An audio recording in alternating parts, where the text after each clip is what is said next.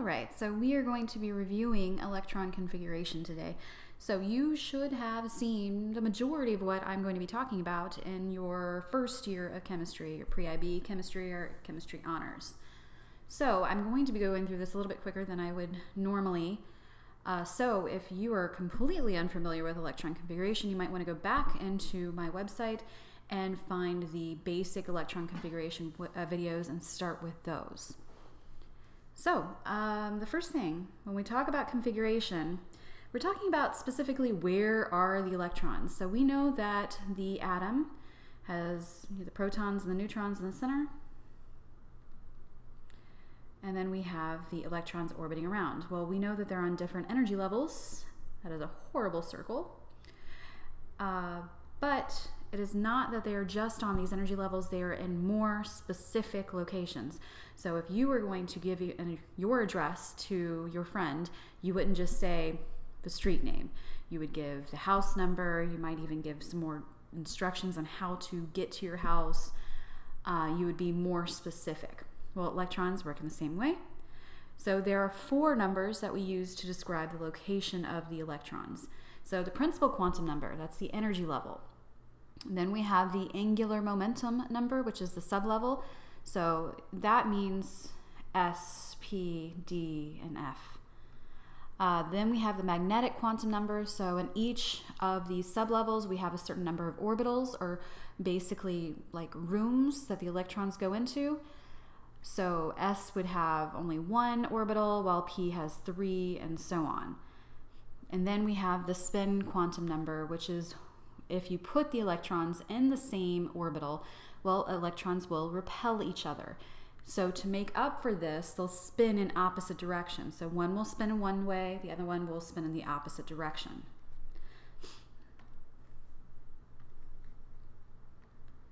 All right, so the energy level that the electrons are located on, there's a maximum number of electrons that you can actually place on each one. So there's a simple way to actually just figure out how many electrons you can put on each energy level with this simple formula. But really, if you remember how to do the configuration, you can just figure it out based on that.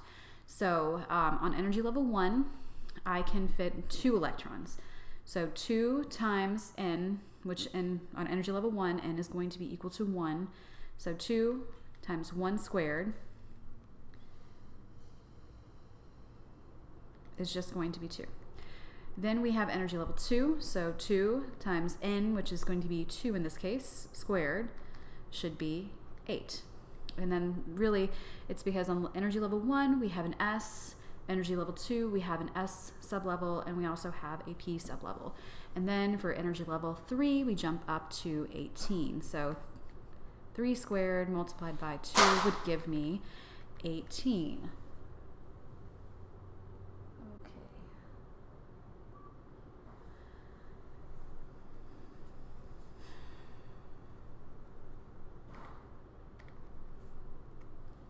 All right, so when we look at our sublevels, they have different shapes. So S is circular. P gets a little bit more complicated. It actually has a dumbbell-like shape, and it's located in 3 different directions. So it'll have a dumbbell going up and down. It'll have a dumbbell going side to side, and then from left to right, essentially. D gets a little bit more complicated. So every time we go up to the next sublevel, we get a more complicated shape.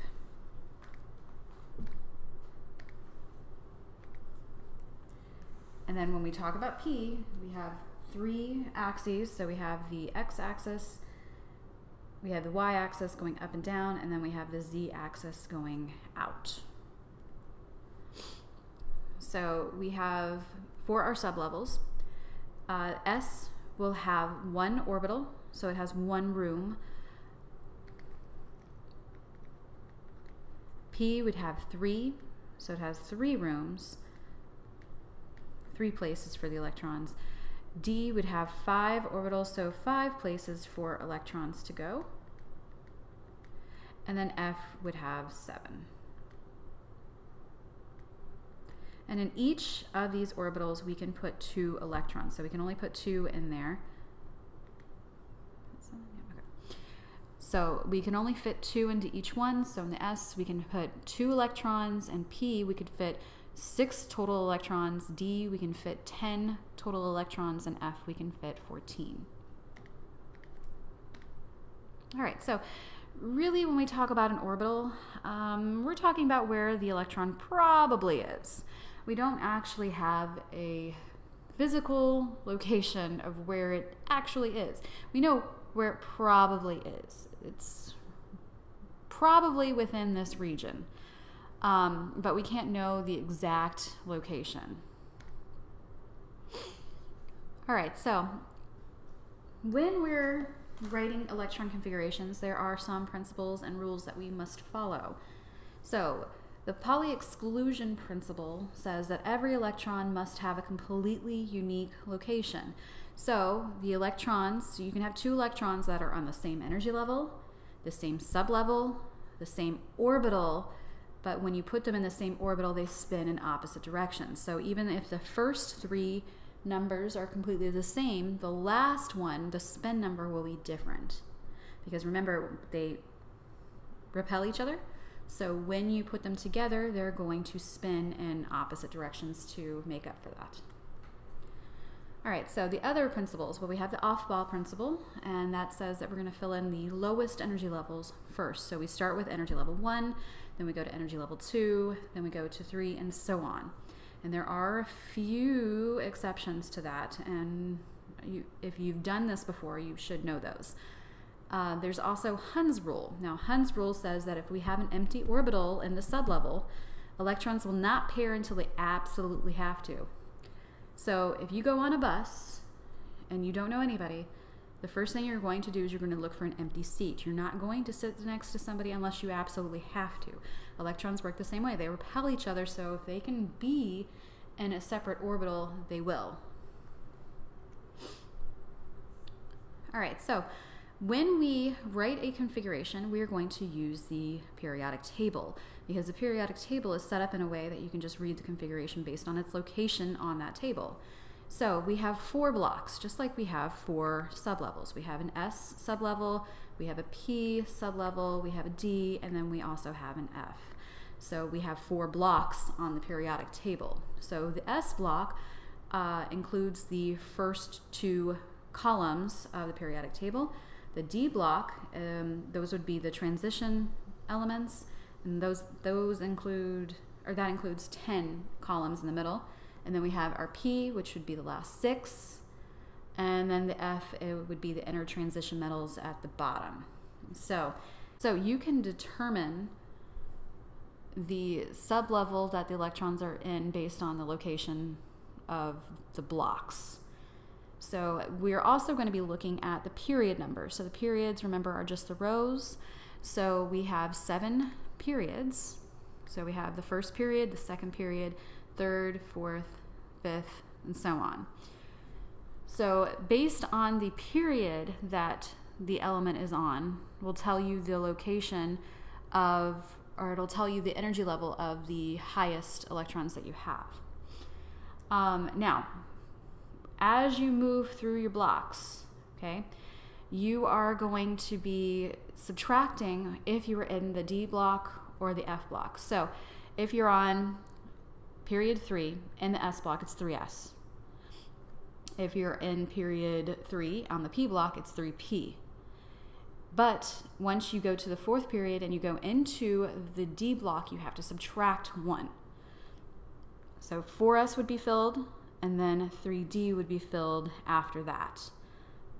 Now the next one, for 5S, we're going to again subtract if we're in the D block.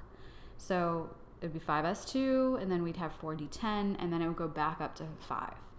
Now for the F block, well, technically they actually go right here, but we don't make it like that because then the periodic table would be huge.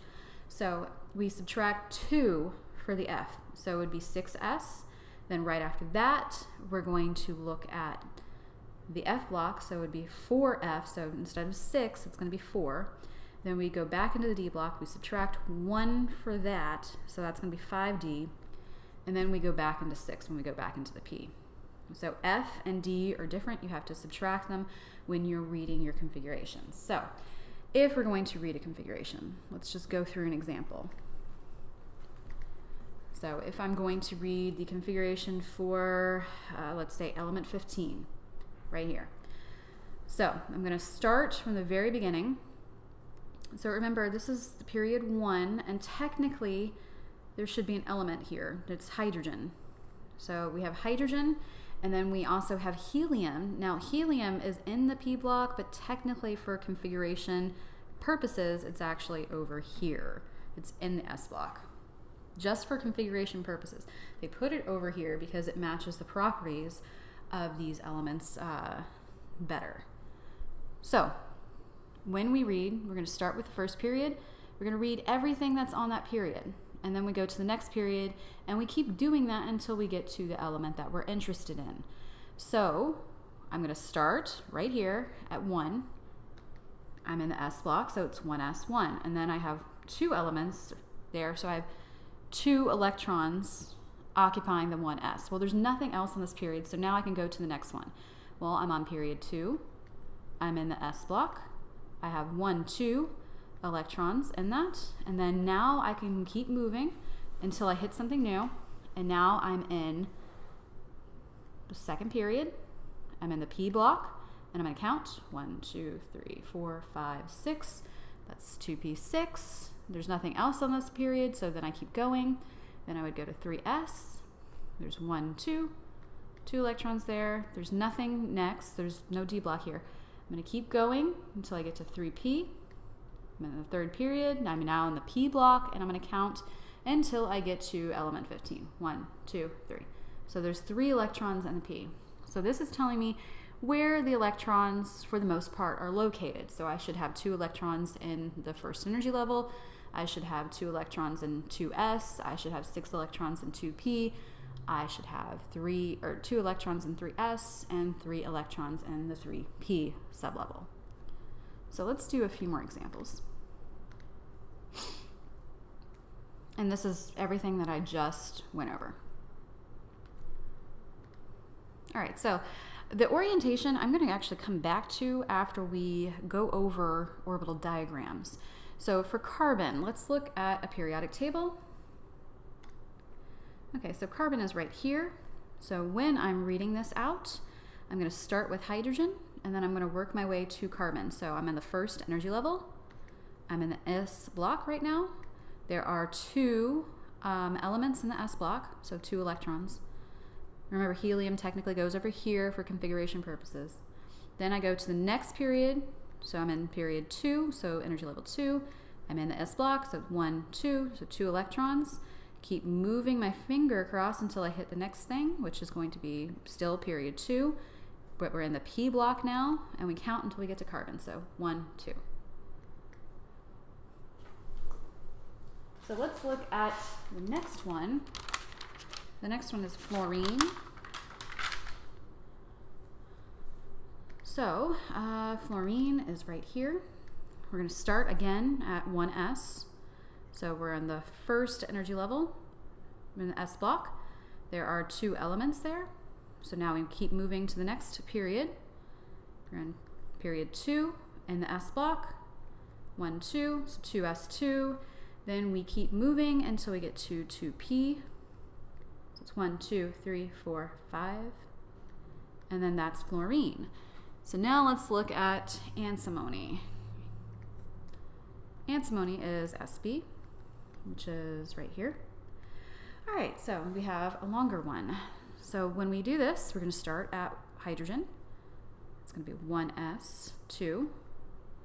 Then there's nothing else in that period, so we go to the next one. So it's 2s2. Then go to the next one. That's going to be 2p6. Then we can go to the next one, which is going to be 3s2. Then we go to the next thing, which is going to be 3p6. And then we go to the next period. So we're in 4s2, 1, 2. Then we go into the D block, but remember you need to subtract when you're in the D block. So it's not going to be 4D, it's going to be 3D. And that should be 10, 1, 2, 3, 4, 5, 6, 7, 8, 9, 10. So then now we're back in the P block. So that's going to be 4p6. So that's the end of that period. Go to 5. So that's going to be 5s2. We're back in the D block. Subtract again. So it's not going to be 5d. It'll be 4d.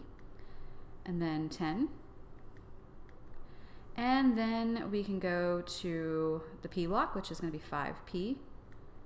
And count. 1, 2, 3. All right, so this is our whole configuration. Now, just so you know, we can't actually rewrite this. This is the order that everything gets filled in. However, it can also be written as this. It's not incorrect to write it this way, where you put all the energy levels together. So then you would have 3s2, 3p6, and then you would have 4s2, and then 3d. So if you want to rewrite it that way, that is fine, but this is the order that everything will be filled in. So if you see it written like that, that's not incorrect. You can do that, and people will often rewrite it like this. But I just want you to be familiar with both ways are technically correct, but this is the order that everything gets filled in. All right.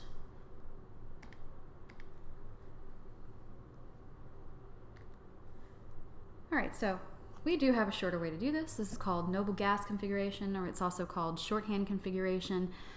Basically, what you'll do is you'll get to skip all the core electrons. So the way that we do this is we put our finger on the element. So we could put our finger right here. If I want the configuration, I will pull it all the way across, go up one, and then write that noble gas in brackets, and then I will just continue to read the configuration until I get to the element wherever it is. So those that noble gas represents the core electrons. So remember, core electrons are on the inside energy levels, valence electrons are on the outside energy levels. So let's look at a few. So we got carbon, rubidium, and argon. All right, so carbon. So carbon's right here. So what we'll do is we're going to put our finger on carbon, go all the way over, go up one. That's helium. So we're going to write that in brackets, helium. Then we will go to the row that carbon is on, and we'll start reading from that point on. So we're on the second energy level, we're in S, we have 2 electrons, then we will move over to the P block, so it's 2p, and then 1, 2. Now the reason we can do this is because helium's configuration is 1s2. So all I'm doing is I'm just skipping that part, because once I get to the noble gas, I can just write that as my shorthand. So the next one, let's look at rubidium. Rubidium's right here. So I'm going to pull my finger all the way across, go up one. That's krypton. So I'm going to write that. Now go back to the beginning of the period that your element is on, and just write from that point on. So it's 5s1. And then we have argon. Argon's a little bit different because it's actually a noble gas. So I can't pull my finger all the way across because it's already all the way across. So all I'm going to do is I'm going to just move up one. I can't write argon as its own configuration. So I will move up one, write that noble gas, and then I will continue on the period that argon is on and write it from that point on. So that would be 3s2 and then 3p6.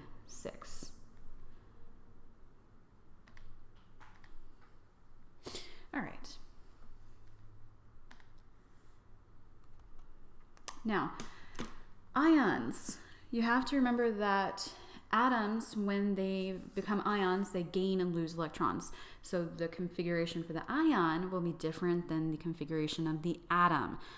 Please make sure you take distinction when they use those terms atom and ion, because an atom indicates that there is no charge, that it should just have the regular electron configuration. It doesn't have extra, it doesn't have less electrons. The ion, on the other hand, will. So, when you're doing the electron configuration for the ion, you're going to write the normal configuration, and then If it's positive, so if it's a cation, you're going to take away electrons. If it's negative, so an anion, you're going to add electrons. Now the key to this is when you're taking away electrons, it always has to come from the highest energy level. You take from the highest energy level first. So that becomes more important when you see atoms that have that are maybe in the transition block. So I'll have an example like that. And then also, don't ever leave a configuration like this. Okay, don't leave it as the noble gas in brackets. That's improper. All right, so let's look at a few examples. All right, so the calcium ion, the fluoride ion, and the sulfur ion. All right, so calcium. All right, so here's calcium. Well, we know that calcium is in group 2. Group 2 has a positive 2 charge when it becomes an ion. Make sure that you guys know the charges. It might be a little bit of time since you've seen them. You need to know those charges for the groups. Okay, so calcium is going to be a +2 when it becomes an ion. So let's write the normal configuration for calcium, and we'll just do shorthand. So pull your finger all the way across, go up 1, it's argon. And then we're going to continue to read until we get to calcium. So it's in period 4 in the S block, and it's got 2 electrons. Well, if it has a positive 2 charge, that means that we're taking 2 electrons away from the highest energy level. So we're taking these 2. Well, I can't leave it like this. It's improper. So I'm going to go and get the configuration for argon. Put your finger on argon. Go up 1. That's neon. Then just write the configuration from that point on. So it's 3s2, 3p6. All right, let's look at fluoride. So fluoride is in group 17 or group 7a, and it has a -1 charge. That means it gains electrons. So the normal configuration for fluorine would be, well, put your finger on fluorine, go all the way over, go up 1, helium, go to the beginning of the period, so 2s2, and pull your finger across, 2p5. Well, we're gaining an electron if it has a negative charge, so we're just going to add an electron to the highest energy level.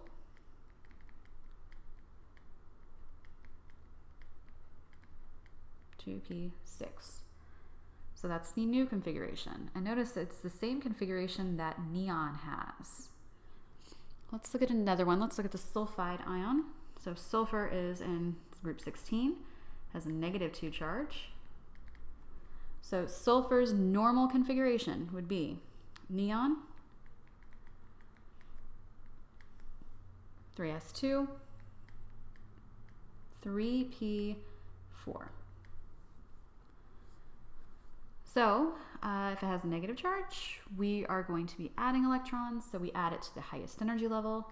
So that would be neon, 3s2, 3p6. And then notice that its configuration now matches that of argon. All right, so there's one more I actually want to show you. So we have zinc. Well, zinc is always a +2. So let's look at the normal configuration for zinc. If you pull your finger across, go up 1, it's argon. Then we go to 4s, 2, and then 3d10. Okay, so we are going to remove 2 electrons here, but where are we going to remove those electrons from? We can't really remove them from the 3rd energy level first. We have to remove them from the highest or the most outside energy level.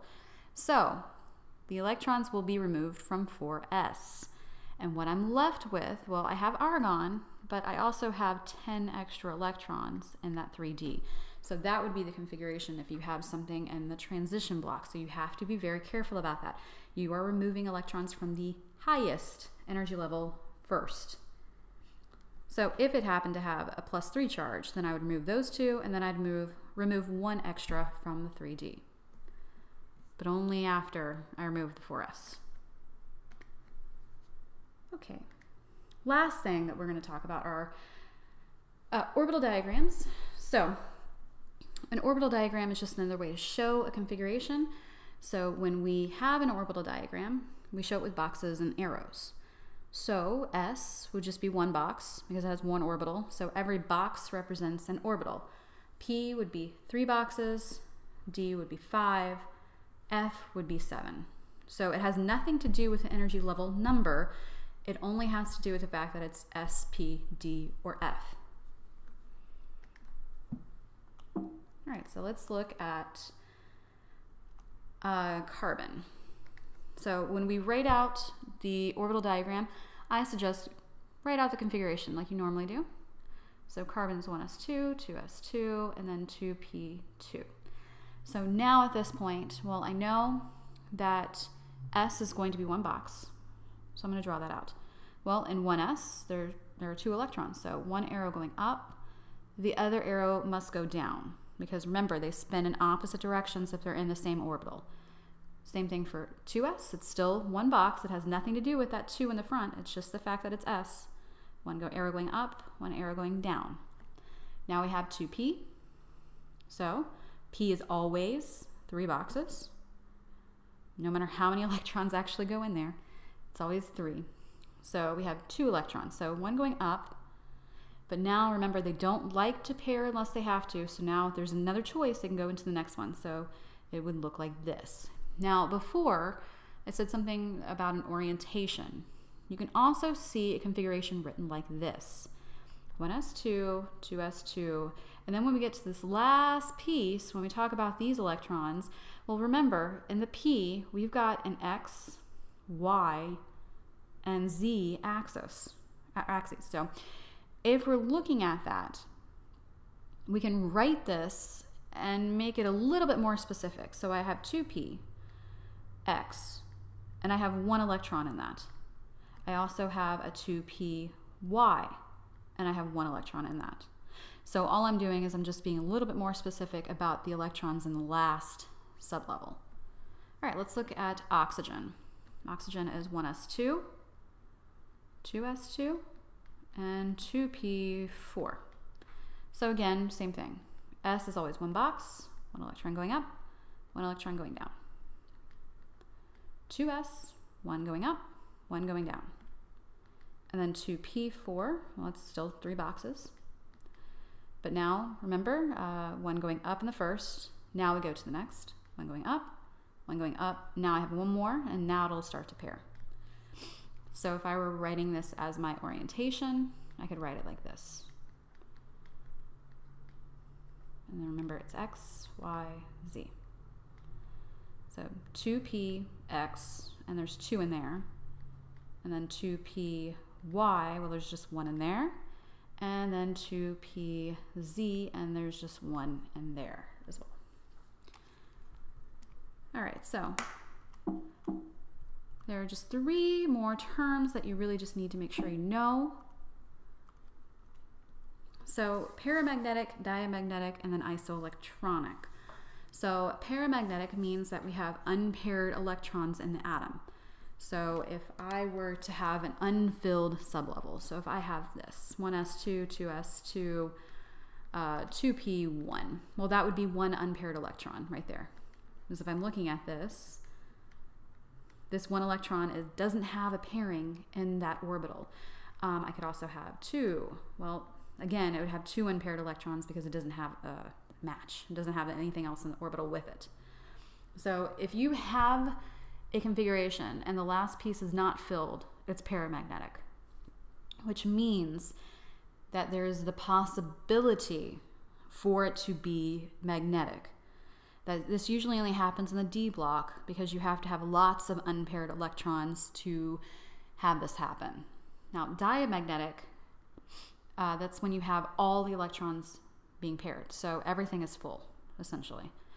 And then isoelectronic means that they have the same electron configuration. Well, atoms cannot have the same configuration, but atoms and ions and different ions can.